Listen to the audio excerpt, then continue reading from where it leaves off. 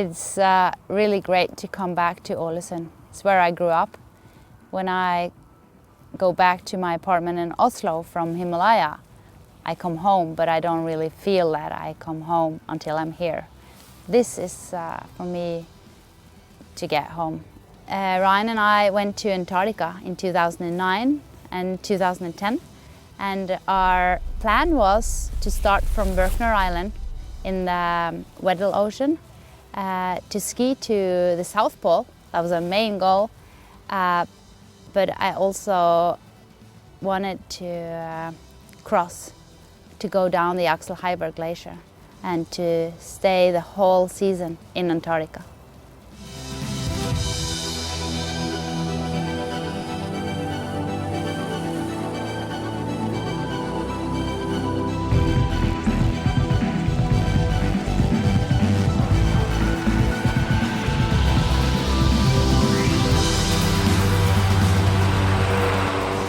Well, it's very important when you have such a big journey. It's very important to divide it up in more short-term goals. Because otherwise, you know, you're going to ski 1,800 kilometers. And then some days you can only do 6, 7 or 8 kilometers. It seems like impossible. But you just have to keep focus and motivation. You have to have fun. The most important thing on a trip like that is to have fun.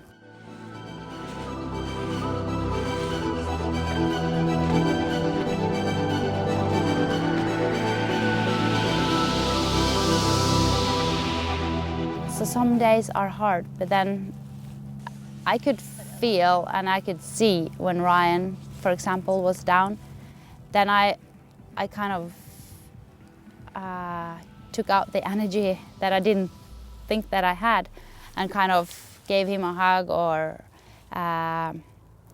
helped each other. And then the next break we stopped and he was up. And he peed me a yellow flower in the snow. And that's what it's all about, helping each other and make the best out of it.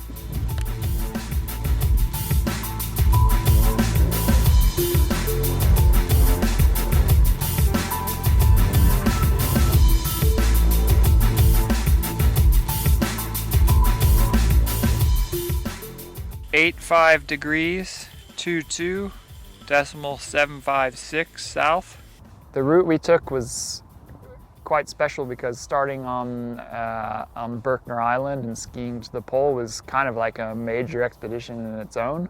It took us 49 days to reach the pole. It was very cool because coming across the frozen ocean, coming up onto the mainland, through a mountain range. It was really interesting to navigate that kind of terrain. Then ski onto the South Pole, where it's kind of a higher altitude, but just frozen, relatively flat landscape. But then continuing across the Titan Dome, through a few other features and down the Axel Heiberg Glacier, it was amazing because we then had a lot of changing terrain at the very finish, and so the end actually became the most exciting part of the trip, navigating down this really long and intense glacier out to the frozen sea on the other side of the continent. Woo! Oh my God! We are the two luckiest persons in the whole world right now. Right now I'm based in Boulder, Colorado in the US, and I work as a mountain guide primarily, going all over the world, taking people on peaks on many of the continents around the world, and some trekking, mostly climbing, and some polar skiing expeditions in different places. After the accident on K2 in 2008, I decided that I've stopped climbing 8,000 meter peaks, that I wasn't going to do it again.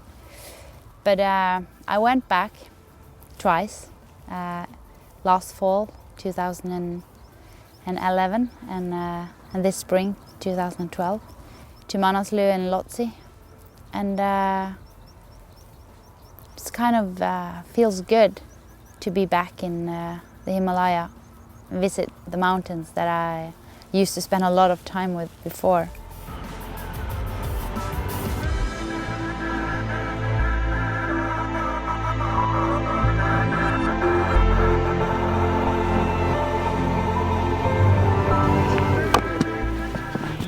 So we are making a puja today. We're having a puja ceremony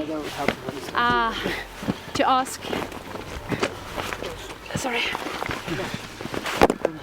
the local gods here for permission to visit this beautiful mountain.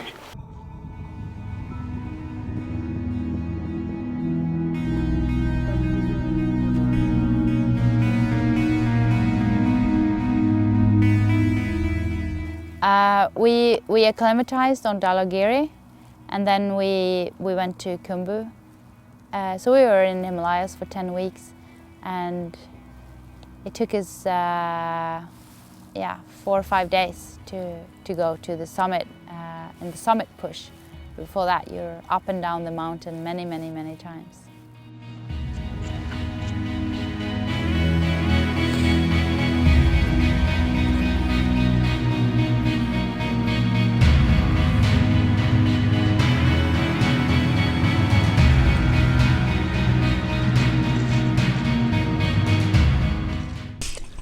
We are in Camp 1.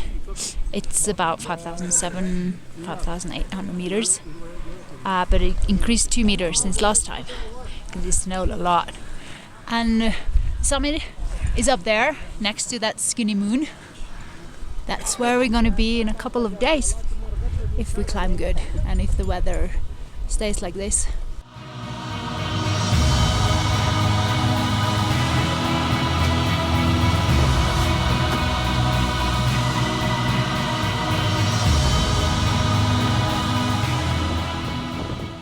I really enjoy the views from the tallest mountains in the world. It is amazing to reach the highest points and to see the view and to do it with people that you care about. But I've come to that point now where I actually enjoy more to trek into those mountains and to visit the villages around and the local people. It actually just gives me more, and I enjoy it more.